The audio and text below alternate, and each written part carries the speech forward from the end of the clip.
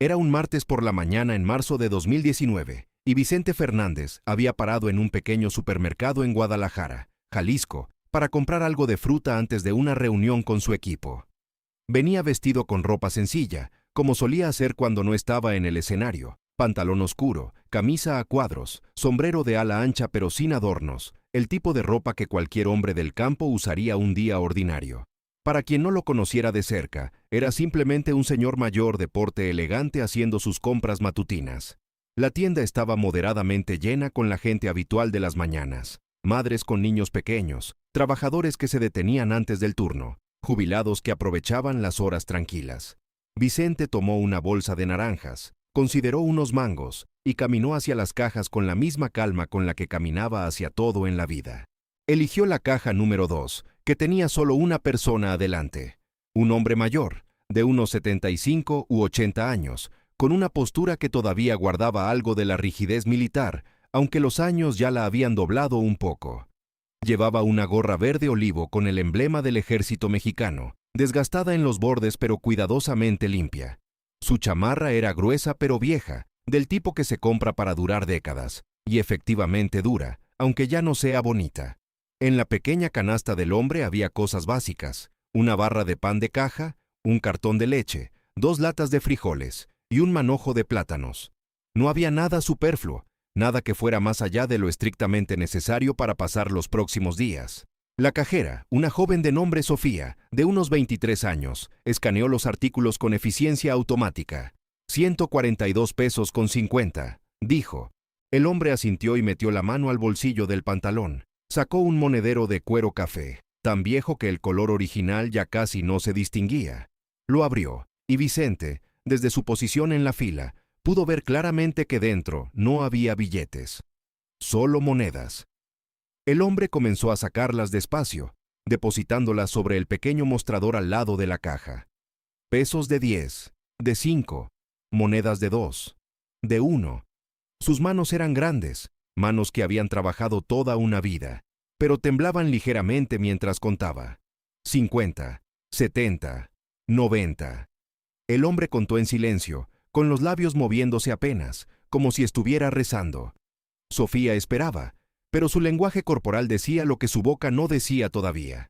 Había una fila formándose. Había otras cosas que hacer. El tiempo avanzaba. El hombre llegó al final de sus monedas. 126,50, dijo en voz baja, más para sí mismo que para Sofía. Se me hace que me faltan 16 pesos. Sofía miró las monedas sobre el mostrador, luego miró al hombre, luego miró brevemente hacia la fila que se había formado detrás. Le falta para completar, señor. Va a tener que dejar algo. El hombre miró su pequeña canasta. Pan, leche, frijoles, plátanos. La miró como si estuviera tratando de resolver un problema matemático que no tenía buena solución. Cualquier cosa que quitara iba a hacerle falta. No había artículos de lujo que sacrificar. Era todo esencial. Los plátanos, dijo finalmente. Déjeme quitar los plátanos.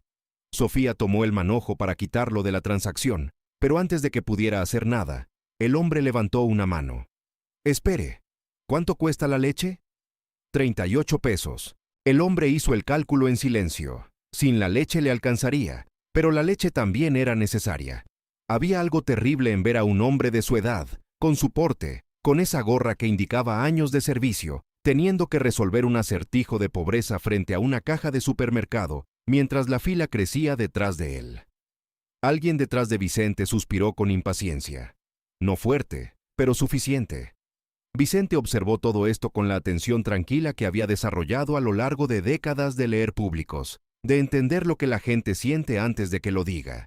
Y lo que vio en ese momento en el hombre de la gorra militar no era simplemente un problema de dinero. Era vergüenza.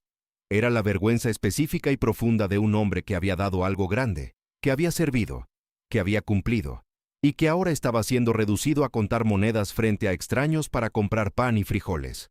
Vicente dio un paso adelante. «Júntelo todo», le dijo a Sofía, su voz tranquila pero clara. «Lo de él y lo mío, todo junto». Sofía parpadeó.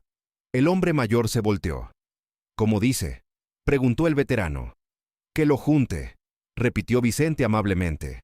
«Sus cosas y mis naranjas, una sola cuenta». El veterano lo miró con la expresión confundida de alguien a quien acaban de hablar en un idioma que no reconoce del todo. No, señor, no puedo permitir eso. No lo conozco a usted. No tengo cómo pagarle. No me está pagando nada, dijo Vicente. Yo estoy comprando mis naranjas. Las suyas están enfrente de las mías. Así funcionan las cajas. Lo que está enfrente se cobra primero. Eso es todo lo que está pasando aquí. El veterano abrió la boca para protestar nuevamente, pero algo en el tono de Vicente, que no era lástima ni caridad, sino algo más parecido al respeto, lo detuvo. Había una firmeza en la forma en que el hombre mayor había hablado, una firmeza que no dejaba espacio para el debate, pero tampoco para la humillación. Sofía, que había estado mirando la escena sin saber muy bien cómo reaccionar, comenzó a teclear. Volvió a escanear los plátanos, los agregó de vuelta, añadió las naranjas de Vicente y dio el total. 181 pesos con 50.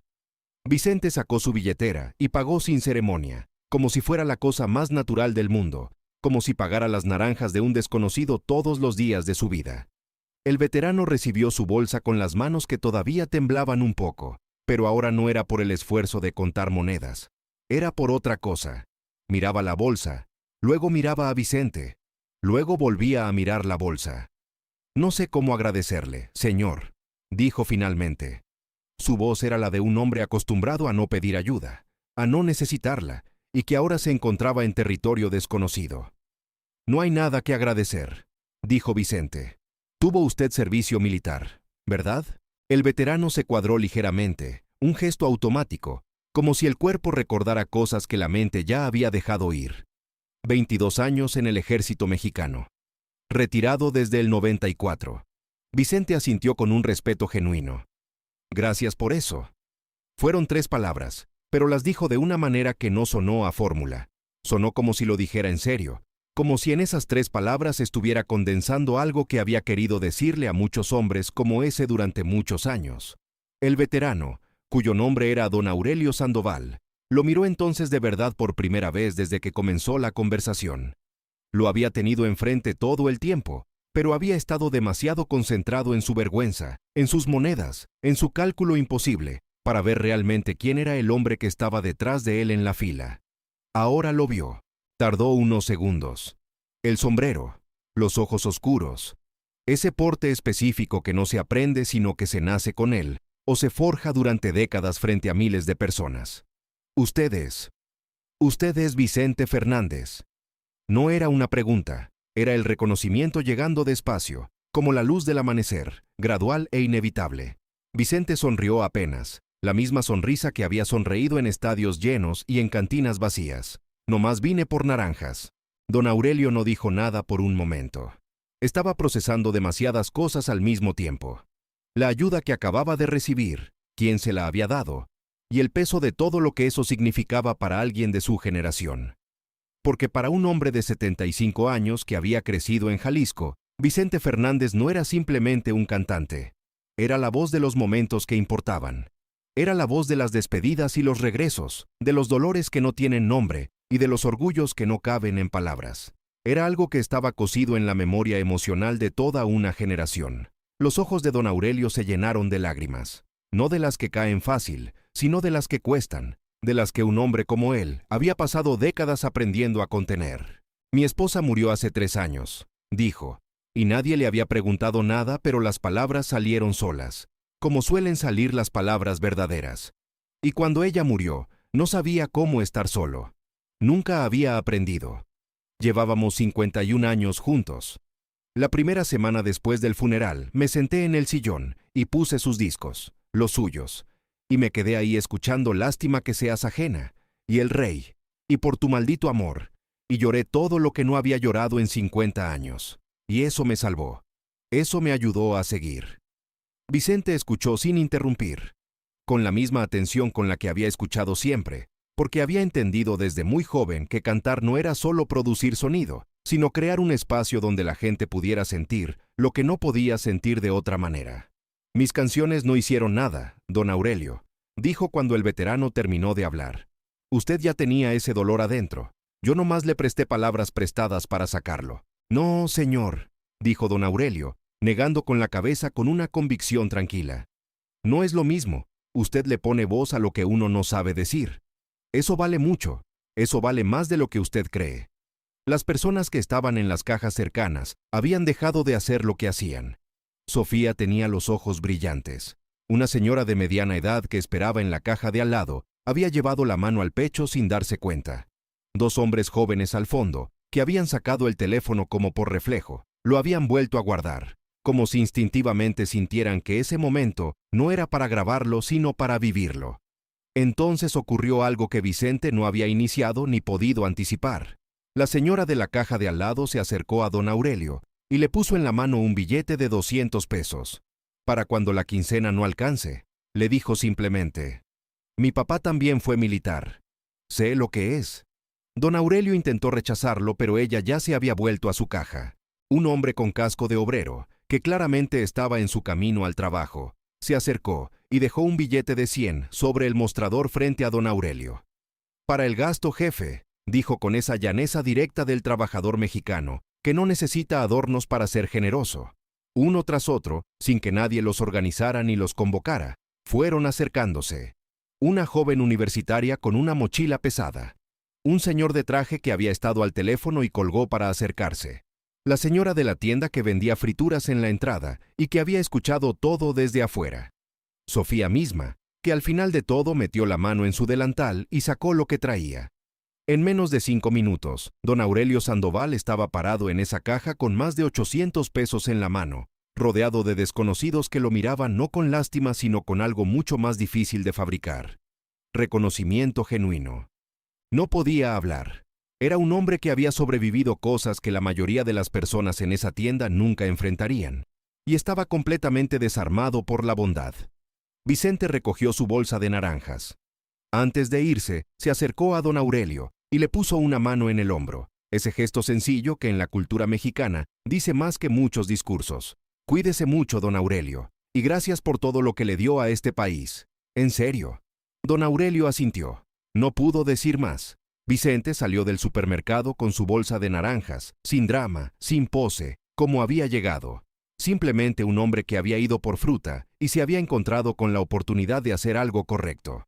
La historia corrió por Guadalajara primero, después por todo Jalisco, después por toda la República, no porque alguien la hubiera grabado, sino porque Sofía se la contó a su mamá esa noche, y su mamá se la contó a sus vecinas, y así como viajan las historias verdaderas, de boca en boca, de corazón en corazón. Don Aurelio Sandoval vivió 2 años más después de ese día. En ese tiempo, los empleados del supermercado lo adoptaron de una manera callada y constante. Siempre había alguien que lo saludaba por su nombre, alguien que le guardaba el pan que le gustaba, alguien que se aseguraba de que no le faltara nada. La comunidad que se había formado en esos 5 minutos frente a una caja de supermercado siguió existiendo mucho después de que Vicente saliera con sus naranjas. Cuando don Aurelio murió, su sobrino habló en el funeral. Era un hombre joven que lo había conocido como el tío serio, el tío que no hablaba mucho, el tío que guardaba todo adentro. Pero en sus últimos 2 años, dijo el sobrino, algo había cambiado. Me llamaba más seguido, dijo. Me contaba cosas. Me hablaba de sus años en el ejército, de los amigos que perdió, de las cosas que vio, cosas que había cargado solo toda la vida. Y un día me dijo que había entendido algo en un supermercado, que uno puede pasar la vida creyendo que nadie lo ve, que su sacrificio no le importa a nadie, que está solo en el mundo, y que a veces hace falta que un desconocido te compre los plátanos para darte cuenta de que no es verdad, de que sí importas, de que la gente sí ve. Solo que a veces necesita que alguien empiece. Vicente se enteró del fallecimiento de don Aurelio por un amigo en común. Mandó una corona de flores al funeral. La tarjeta decía: «Para don Aurelio Sandoval. Gracias por 22 años de servicio y por recordarme que las naranjas más importantes no son siempre las que uno compra para sí mismo. Que descanse en paz». La historia quedó en Guadalajara, como quedan las historias que tocan algo verdadero. No como leyenda exagerada, sino como recordatorio. Recordatorio de que la dignidad es frágil y que protegerla a veces cuesta tan poco como hacerse cargo de una cuenta en el supermercado. Recordatorio de que hay hombres que dieron años de su vida a algo más grande que ellos mismos y que luego envejecen contando monedas en silencio, sin quejarse, porque así los formaron. Recordatorio de que cuando alguien así llega al límite frente a nosotros, la respuesta correcta no es mirar para otro lado, y recordatorio, sobre todo, de algo que don Aurelio Sandoval le dijo a su sobrino pocas semanas antes de morir, cuando le preguntaron qué había aprendido en sus 77 años de vida. Que la valentía más grande no es la que se tiene en el campo de batalla, dijo. Es la que se tiene en los momentos pequeños, cuando nadie te está mirando y podrías hacer lo correcto o no hacerlo, y decides hacerlo de todas formas. Eso es lo que hace a un hombre de verdad, no los galones, los momentos pequeños.